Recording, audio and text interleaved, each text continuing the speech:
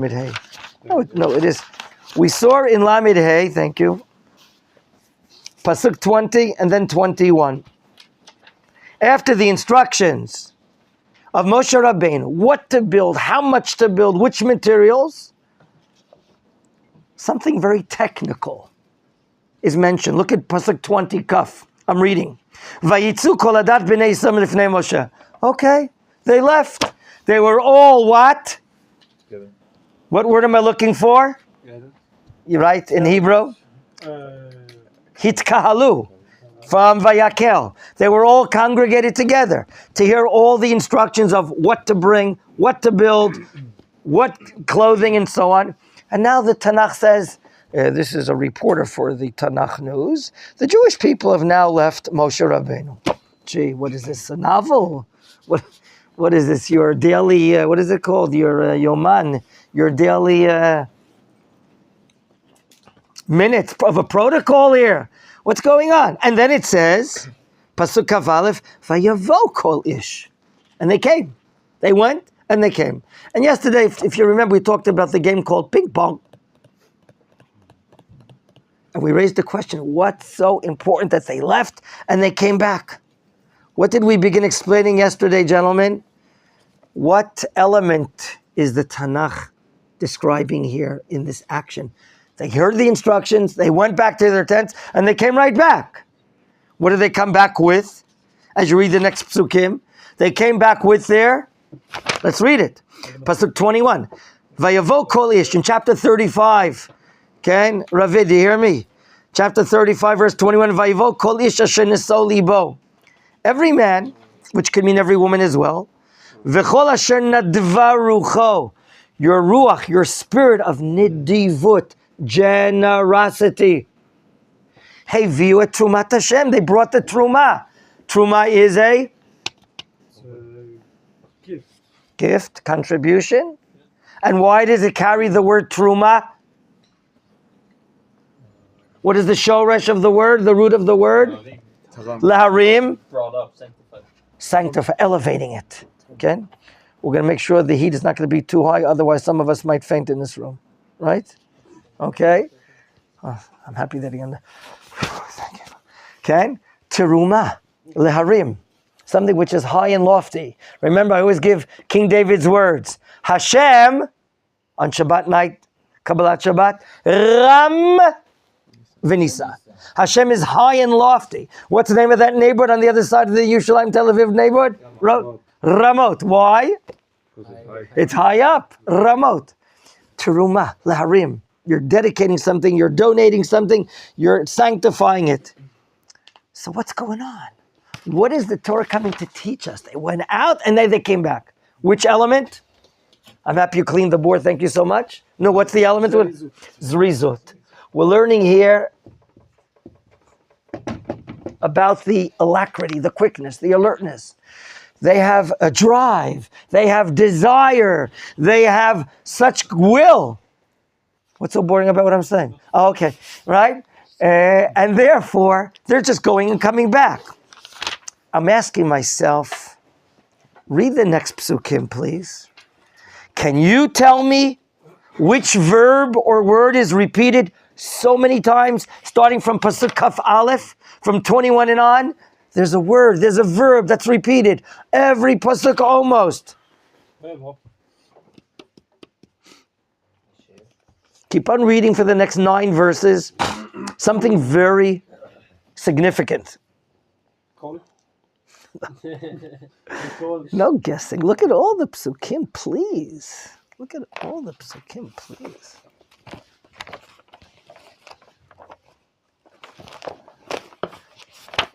Nadav? I think you're right with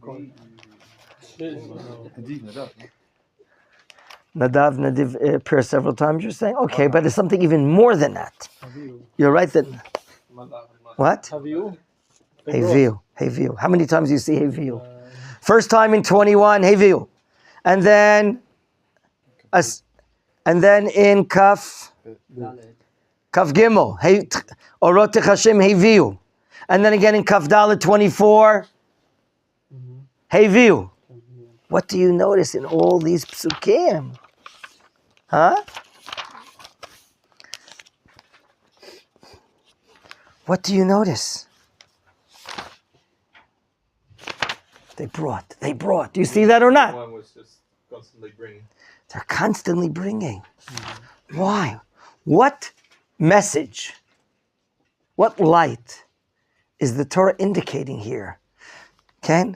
We see here that there's an ongoing chain. If you were standing up on the mountain and watching the Jewish people, they're coming, back and forth, they're bringing. Wow. Why? What is the Torah indicating about this great bringing? Okay? This, I remember that she has, Nechama Leibowitz has a very interesting term. Here. Zerem bilti posek. There's like a current, a flow that's not stopping. Can you just imagine in the desert? They're going back to their tents, they're bringing. What is the Torah teaching us here, gentlemen? One, and number two, what is behind this stimulation? What is behind this tremendous desire? So I learned from my dear father-in-law, Rav Shalom Horovitz, Shlita. Today is the day after what? Yesterday. Would you please give Maticho a prize? This is the day after yesterday. You're absolutely right. This is the day after yesterday. And what was yesterday? Yom Kippur. Yom Kippur was yesterday. So what? This was our first Yom Kippur. For what did we get kapara? Chet ha'egel. Wow. You just, we're relieved of like 50 kilos on your shoulders. We feel so nice and holy, and we feel so holy. We feel so relieved. We feel so secure. We feel pardoned. We receive the slicha of Hashem. People are excited. People are encouraged. People are so positive. They're all smiling like Eitan all the time, right? They're so happy. So maybe the cause of this current, which is non-stop, of bringing, heviu, they brought, is because of the fact that yesterday they were gathered together. Moshe came down with the radiance on his face. He brought the two tablets. There's a new Ohel Moed. Last week's Parsha. What is the Ohel Moed now? The tent of the house of Moshe, we said yesterday. And right now, we're collecting all the materials. Even, my father says, the very fact that God commanded us to build the Mishkan serves as clear evidence and a sign that He wants us. That He wants us to go forward, to serve Him, that we received a slicha and a kapara for Chet ha'egel. Okay, gentlemen? Now, do you see how couples are coming together? Did you notice that? Which pasuk am I talking about?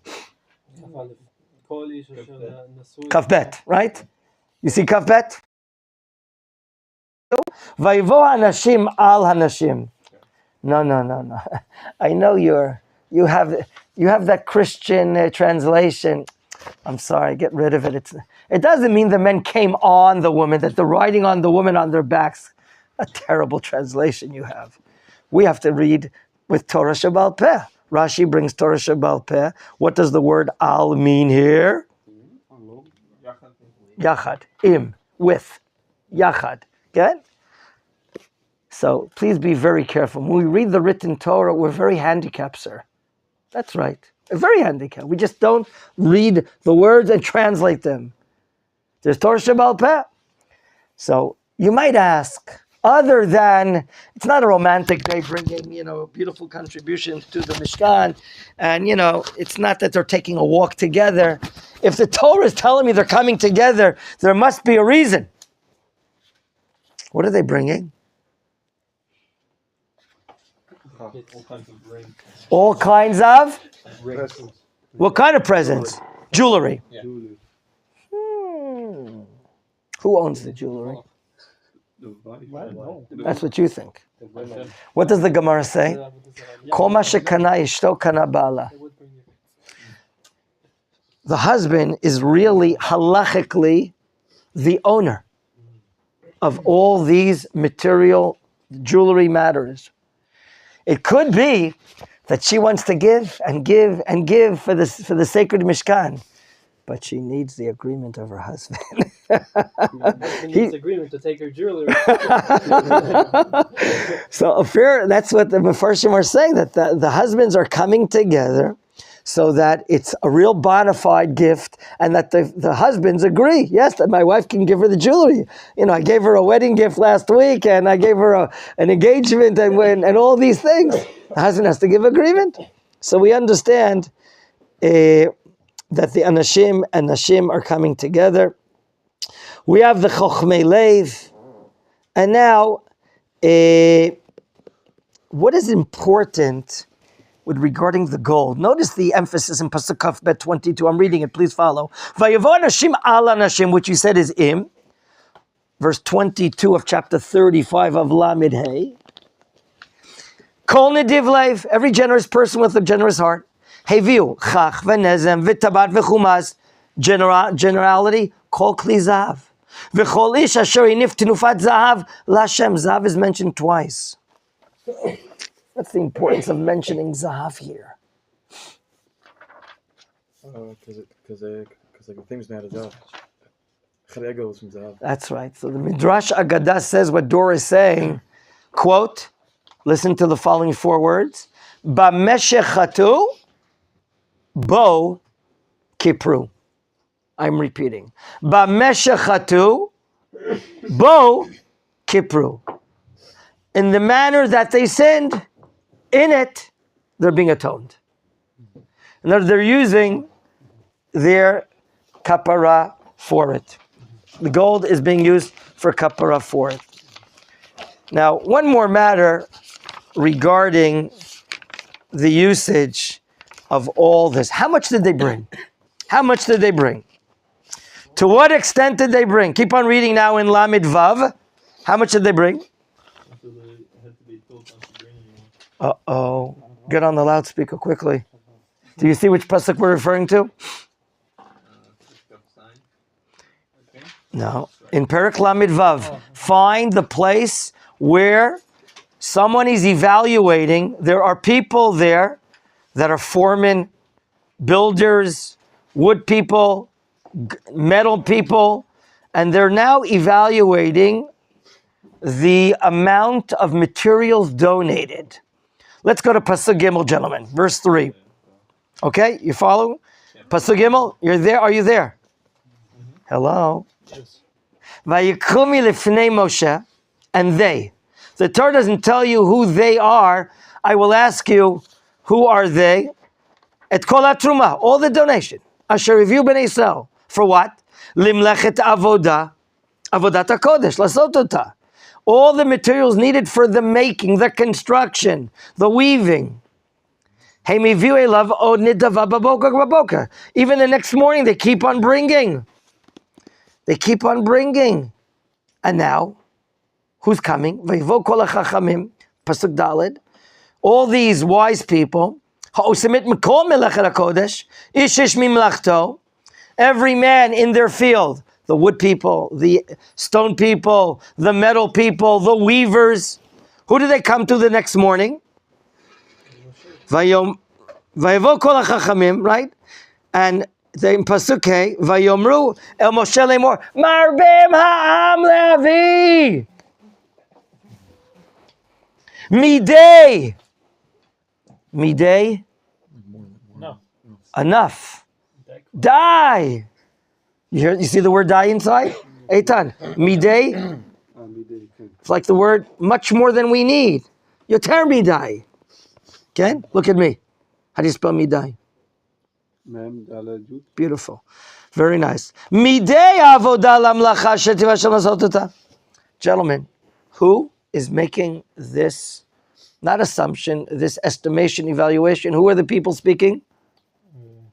Those who make the... All the people that are working, that will be working, they see how much materials they have. You know, I expect this to be inside a corporate or in a factory, all this give and take, this dialogue. What do we need these details for? What is it coming to teach us? And then, Pasuk Vav, verse 6, Vayitzav Moshe. Moshe gets on the megaphone, and he makes a command. Vayaviru kol b'machaneh. There is an order given in the camp lane we're saying, Ish v'isha, every man and woman, al ya'asu od milacha.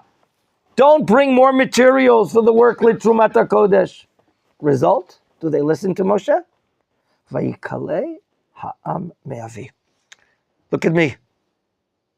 Do you remember when you were put into prison for that violation? So in Hebrew, you were put into the kele. How many times? We'll talk about it afterwards. No. Kele. Vayikhel ha'am me'avi. Look at me. Vayikhel. Think of the word. What are the three shoresh letters? Thank you.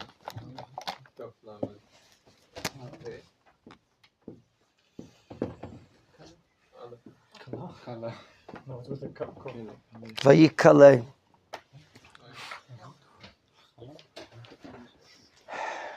Yeah, you with the kippah. Did you make Kiddush Shabbat night last Shabbat?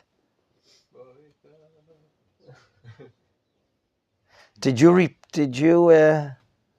repeat the act of creation when it ended? Which part of the Vayichulu hashamayim ve'aretz v'chol tzva'am ended, completed. Okay, so that's Vayichulu.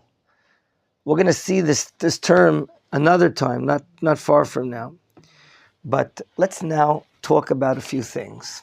Number one, material resources. What is the viewpoint of Torah in regard to all our personal material objects, resources that we have that are in our domain? How do we get it? What do you mean it came from Hashem? If the man comes down for you? Yes. That's how it happens? Yes. The man comes down? Wow, I didn't know that. Let's talk about regular people, not you, sir. Where do you get your monies, your resources? You said you worked. I see. Well, who gave you the health to work? And who gave you the divine assistance to get this contract and make these earnings? Often we think it's I, right? I, me, those are the famous words we have in our vocabulary. But really, all the gift, all the resources that we have are really from Hashem. And you know what? The outlook of Judaism is that what we have is really a pikadon.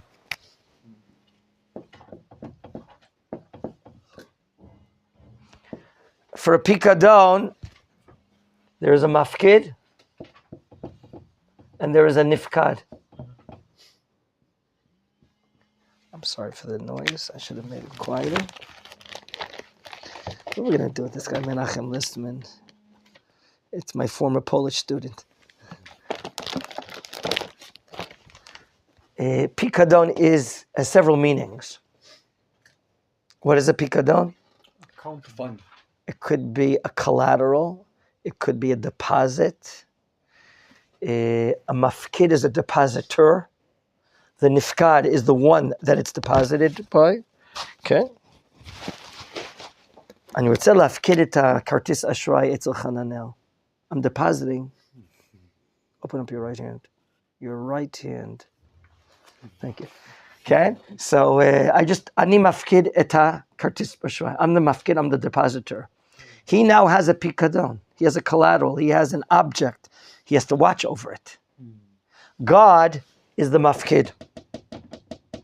All our assets, all our resources that we have are called a pikadon, pikdonot, and we are the nifkad. It's deposited to us. The question is, what do we do with what we have? Everyone's watching and just gave me back the credit card. How many times did you charge it? No, you didn't charge it once. Gentlemen, what does God want us to do with our pikadon? He wants us to use it for our life.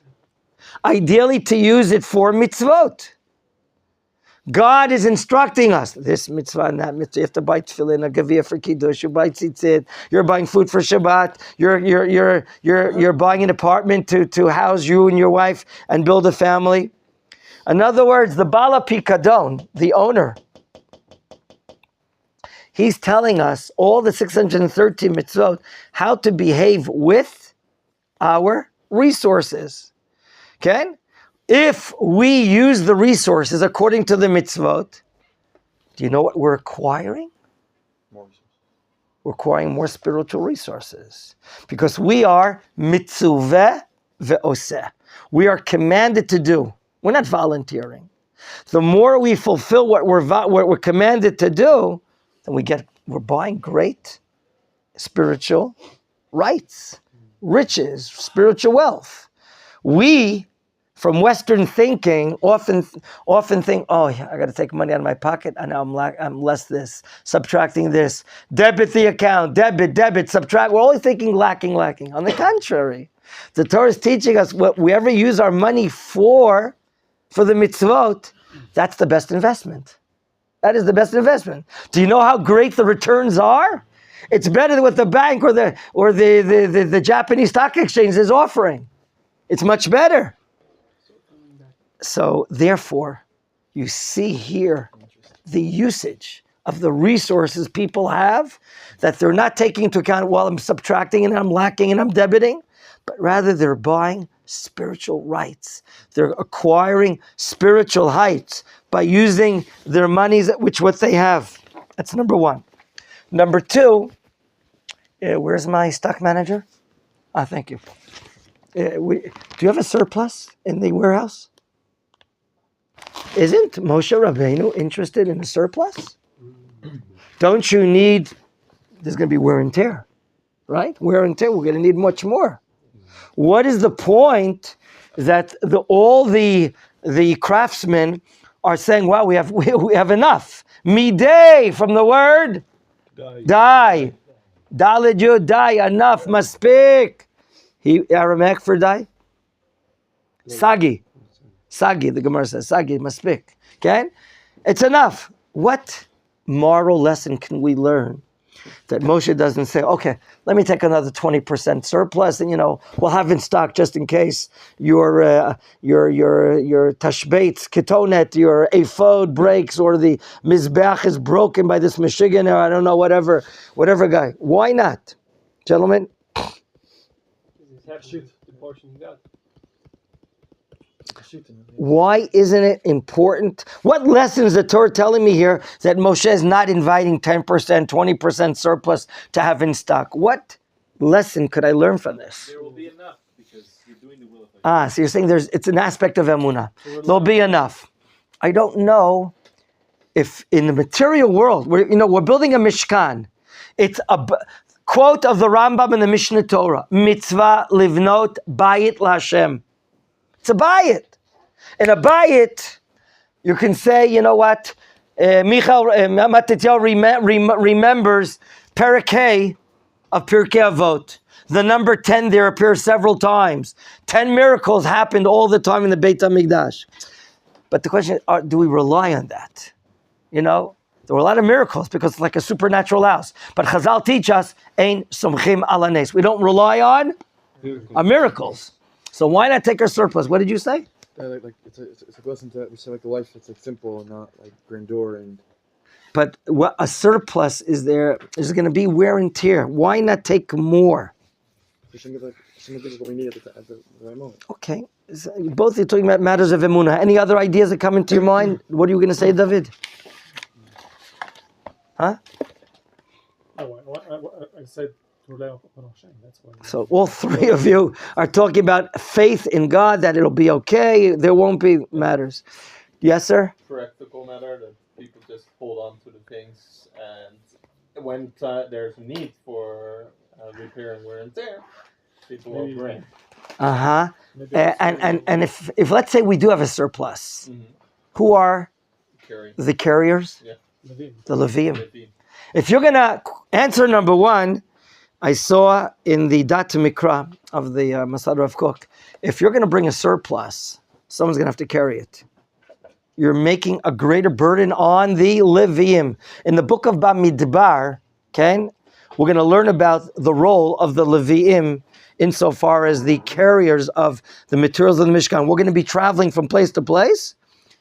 Everything will be folded up, but the Levium we're going to be carrying. So if you do take a surplus, it'll be cumbersome on the Levium. That's question number one. That's point number one. Number two, the Torah has mercy on your monetary assets. Has mercy. We see that a lot in Chazal and the Gemara quote, HaTorah chasa al mamano shel adam. The Torah has mercy on your monies. If there's no need right now, one of you said, okay, there's a lack of copper for this Mizbeach. They'll make out a call on a megaphone in the desert. Within 5 minutes, you'll have all the copper you need probably. Until then, let's not take away from your assets. You use it. If there's going to be a need, public need, you'll bring. If not, right now, the Torah is showing mercy on the assets of men. A third point I wanted to say is the words of the Ramban. Unbelievable how he explains this matter here, gentlemen. He asks himself, what's so important, mentioning that there's enough and there's a more than enough? He says the following: on one day, there were so many donations, so many contributions that had provided for all the needs of the building of the Mishkan, the weaving of the garments of the Kohen Gadol, and the how many Kohanim under Aaron right now alive? Four. There are 4 sons living, and they are Nadav, Avihu, and who's older than Itamar? Elazar and Itamar. Right now, the 4 plus 1. Right now is the day after Yom Kippur, Yud Aleph B'Tishrei, the 11th of Tishrei.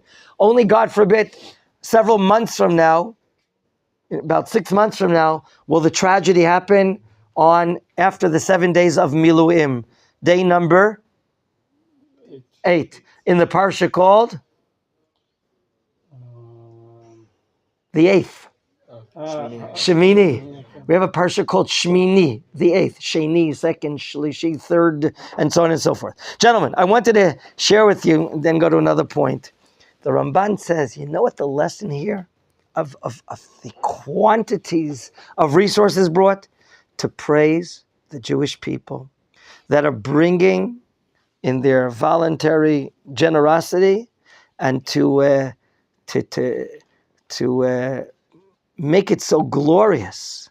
Okay, to make it so glorious, to show everyone that, wow, to the extent that Moshe Rabbeinu has to make an exclamation, has to make an oral, verbal decree not to bring any more.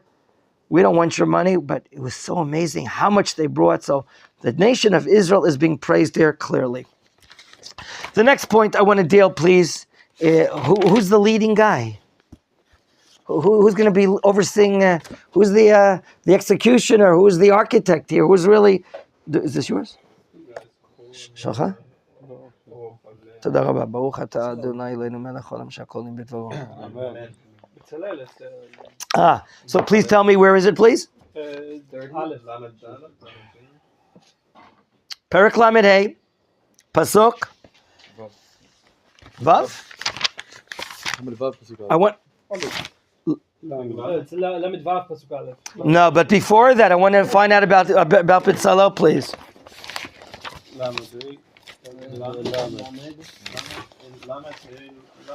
Lamed Hey Lamed. Pasuk 35, verse 30. Put your finger on the place. We're about to read aloud Pasuk Lamed together.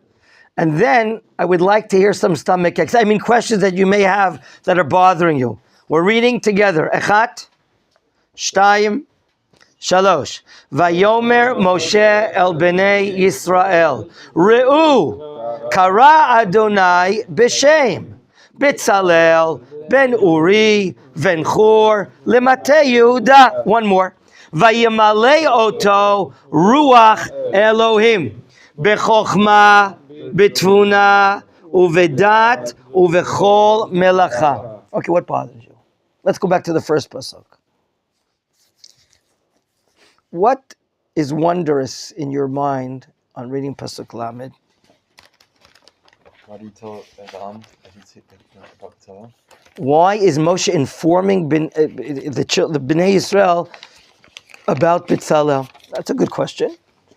Which word is he? What verb is Moshe telling them? Re'u. We never saw that before. See. Are we talking about physical seeing? Do you see what I'm saying? Okay. You see what I'm saying? Re'u. Is Moshe instructing the nation to physically, visibly look at Bitzalel? Can you imagine? Let's say Eitan is Bitzalel. Eru, look at Bitzalel. How do you feel that everyone's looking at you? Normal. He's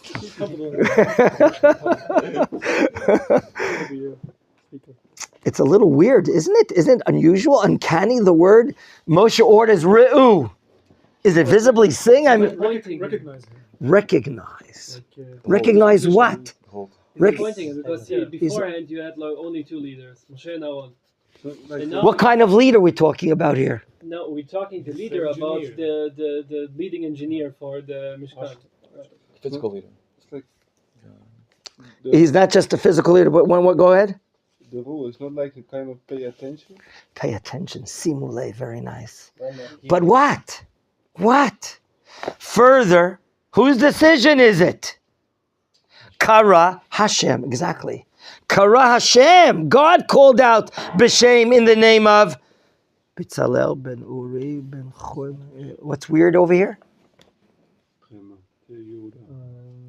What's a little weird here? Son of this guy and the son of that guy. What is the family tree? Very good, Matitya. What do we have to know about his lineage? What do you care? Isn't that weird? Isn't that unusual? He's the son of Uri, not Ori. Like my son, my youngest son is called Ori. There's an Uri, okay?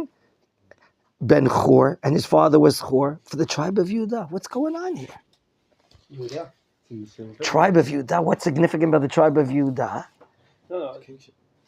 No. Kingship, leadership, leadership.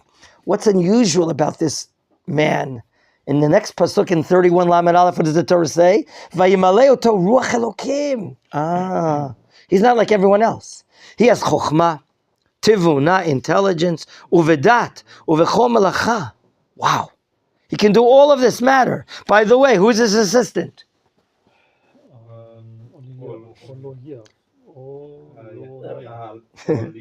Holiav.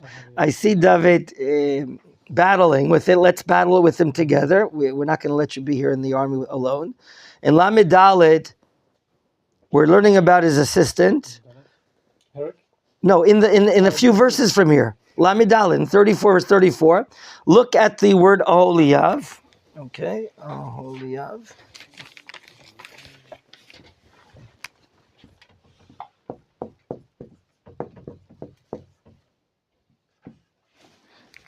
Any other colors over here? Green.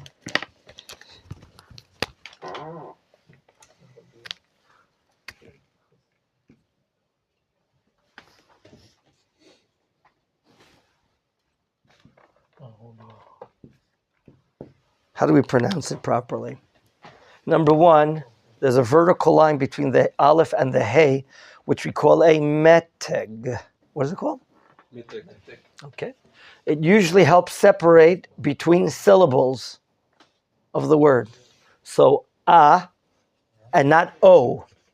How do I know it's not o? The fact that there's a separation, the aleph is separated from the hey. If it would be Oholiav, then aleph is connected to the hey, Oholiav. The o, by definition, is connected to the next consonant, isn't it? O, but it's not. The vertical line helps me understand that. Number two, this kamatz is accompanied by the chataf. There's two dots. When you see a kamatz with the two dots, it's equivalent to an O. Aholiav. One more time. Aholiav. Now you understand why David had difficult. It's not a simple name to pronounce. L'chod David. Especially as Ashkenazi, there are all these things. Aholiav. The Sfarad didn't know it either. They learn it from their stomachs, from their mothers and fathers. They're the ones that really know how to properly read Baruch Hashem. Ken Aholiav. So, what's significant about him? What's significant about him? He knows how to put.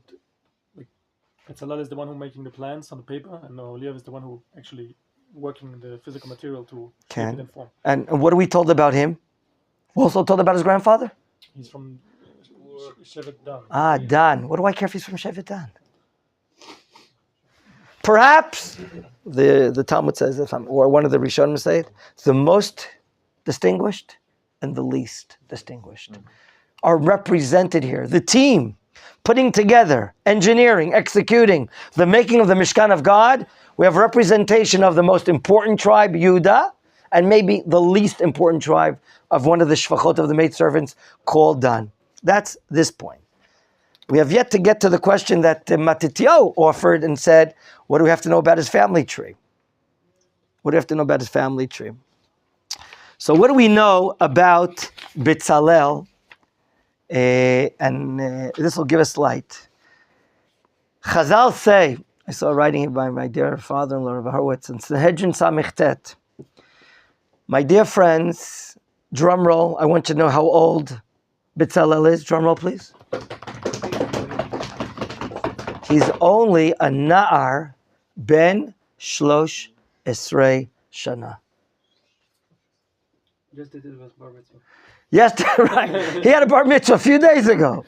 He's only 13 years old. And the Torah teaches us that God chose him. He must be very special. He must be very talented. But not only talented, but God filled him up with the spirit of wisdom, with understanding, with knowledge. Not that he's a Chabadnik, right? Chochmah bina v'dat. And maybe he could be a Chabadnik. I'm nothing against Chabadnik. I love them, right? But in order for the Mishkan to be produced and all the kelim to be made properly according to its measurements and sizes and materials, he is brilliant. And therefore it'll be called the Mishkan of Betzalel. The great work will be... Now, you might ask yourself, where did he get this from? Where did he get this from? And now we'll get to the reason perhaps why the Torah says that his lineage is mentioned here. The Midrash Rabbah says, and I'm quoting, you know why he was chosen? Shenatan nafsho alav. Have you heard of that expression? Natan nafsho alav. When you went serving in the army, you said to yourself, well, in order for me to be successful with all these born Israelis that know how to do all these things so great by themselves, what do you need? Mesirut. You need devotion, right? Day in and day out. Trying hard, right? Day in and day out.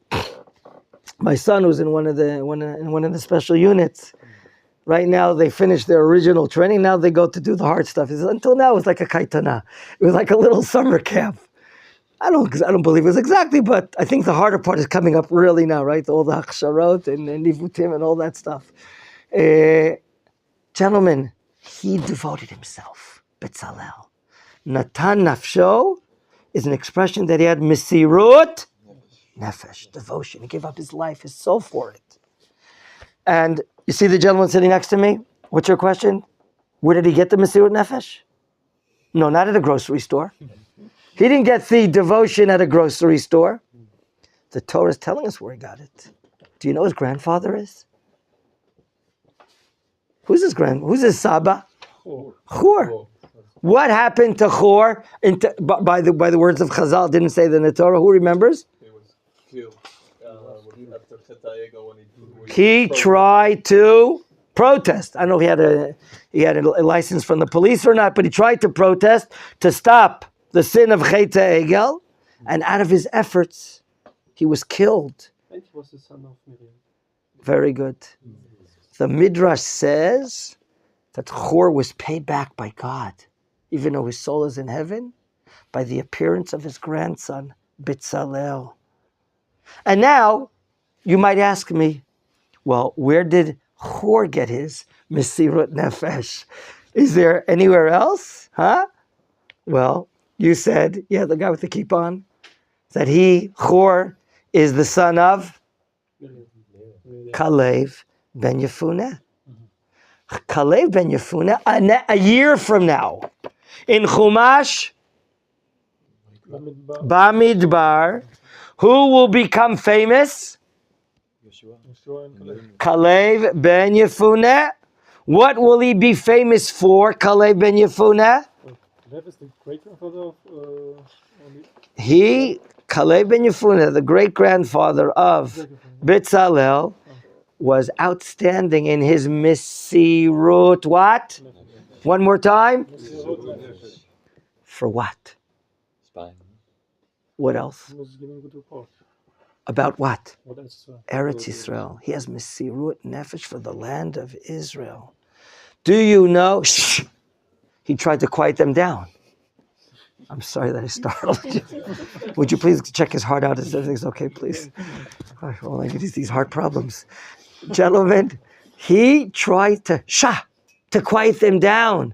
Eretz Yisrael, Tova haaretz, meod meod. Tova haaretz, meod meod. Tova haaretz, meod meod.